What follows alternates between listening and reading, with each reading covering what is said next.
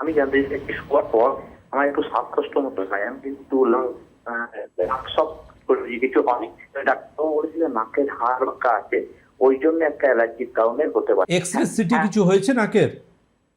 নাকের নাক দিয়ে নল করে দেখেছে, মানে ছোট। নাকের এক্স রে বা সিটি স্ক্যান হয়েছে আপনার?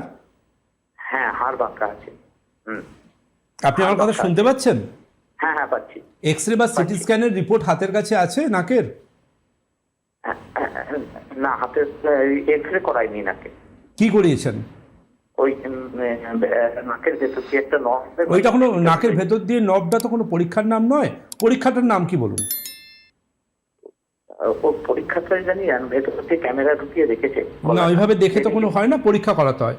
নাকের হাড় বাঁকা আছে কিনা একমাত্র বোঝবার রাস্তা এক্স রে এবং সিটি স্ক্যান বা এমআরআই, এছাড়া অন্য কোনো রাস্তা দিয়ে দেখে বোঝা যাবে না কিছু। কেমন?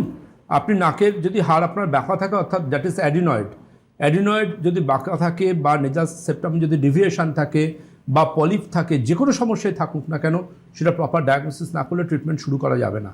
এই যে হচ্ছে পরীক্ষাটা খুব প্রপার জানতে হবে আপনাদেরকে, কোন সমস্যায় কোন পরীক্ষা।